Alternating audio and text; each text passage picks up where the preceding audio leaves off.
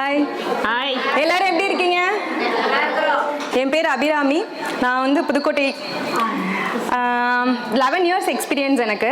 So ஸ்டார்டிங்லலாம் கொஞ்சம் trouble இருக்கும். நம்ம பண்ணுறது சரிதானா, கரெக்டாக தான் பண்ணிகிட்டு இருக்கோமா, இது வரைக்கும் நம்மளாம் போகிறோம் பண்ணுறோம். ஆனால் எனக்கு ஏதோ ஒரு சின்ன மிஸ்டேக்ஸ் இருக்க மாதிரியே மனசில் தோணும். பார்க்குறவங்களுக்கு நல்லா இருக்குன்னு தான் தோணும். பட் நம்ம பண்ணுறவங்களுக்கு தெரியும் இல்லையா, ஏதோ ஒரு இடத்துல இடிக்கிறோம் அப்படின்னு.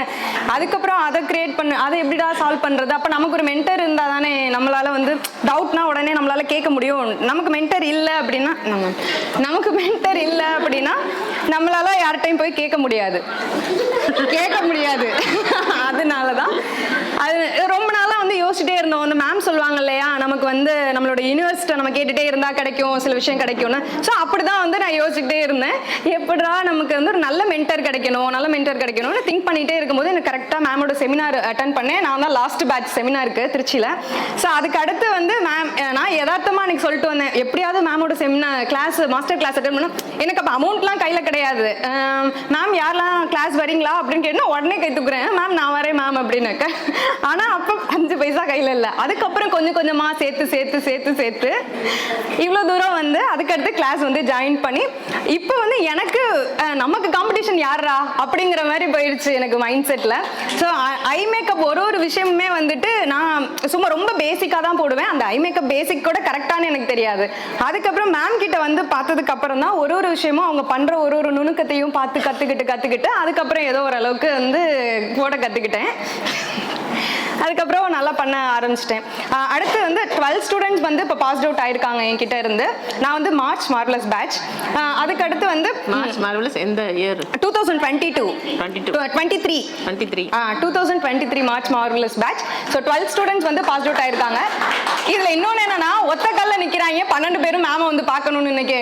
இல்லைப்பா இப்போல்லாம் வர முடியாது, நான் மேம் கிட்ட பெர்மிஷன் வாங்கிட்டு அதுக்கப்புறம் உங்களை நான் கூட்டிகிட்டு போகிறேன் அப்படின்னு சொல்லிட்டேன் மேம். அதுக்கப்புறம் வந்துட்டு ஒரு இது என்னது எப்படிங்கம்மா சம்பாதிச்ச பணமா? ஆமா மேம்.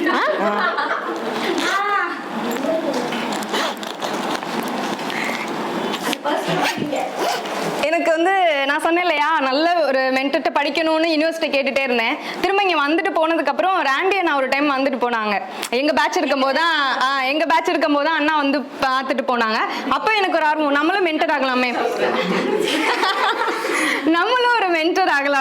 அப்படின்னு நான் நினச்சதை விட மேம் அதை கண்டுபிடிச்சிட்டாங்க. என்கிட்ட இருந்து எனக்கு என்ன வருங்கிறத கண்டுபிடிச்சாங்க. அது வந்து இந்த இடம் தான். மேம் எப்படி எங்ககிட்ட எதுவுமே மறைக்காம, இப்போ எல்லா மென்டர்ஸுமே வந்துட்டு உங்களுக்கு இது வரும், நம்ம ஒரு விஷயம் பண்ணிட்டோம்னா அது நல்லா இருக்குன்னு அவங்கள மீறி அப்ரிஷியேட் பண்றது வந்து ரொம்ப பெரிய விஷயம்.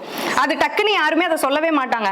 ஆனா ஒரு விஷயம் பார்த்தோன்னே, நம்மளோட இந்த பிள்ளை நல்லா பண்ணியிருக்கா, சூப்பரா இருக்கு, என்ன மாதிரி பண்ணியிருக்க, என்னை விட நல்லா பண்ணியிருக்கா அப்படின்னு சொல்றது வந்து மேமால மட்டும்தான் முடியும். அதனாலதான் நம்ம எல்லாருமே இங்க வந்து நிக்கிறோம்னு நினைக்கிறேன். ஏன்னா அந்த வார்த்தை யாருமே மென்டர் ஆகணும், நீங்க மென்டர் ஆயிடுங்க அப்படின்னு யாருமே சொல்ல மாட்டாங்க. ஏன்னா மேம் முன்னாடி சொன்னாங்களே காம்படிஷன் நினைச்சிருவாங்களோ அப்படின்றதுக்காக நம்மளை எப்படியாவது சப்ரஸ் பண்ணணும், அதாவது டிகிரேட் பண்ணணும் அப்படிங்கறதா நிறைய பேரோட மோட்டிவா இருக்கும். ஆனா அதை தாண்டி நீங்க மென்டரா வரலாம் அப்படின்னு சொன்னதுதான் நம்ம இவ்வளவு பேர் இங்க வந்து நிக்கிறோம். அதுக்கப்புறம் நான் கிளாஸ் எடுத்து என்னோட ஸ்டூடெண்ட்ஸ்ட வாங்கின ஃபீஸ்ல இருந்து நான் மேம்க்கு வாங்கணும்னு ஆசைப்பட்டேன்.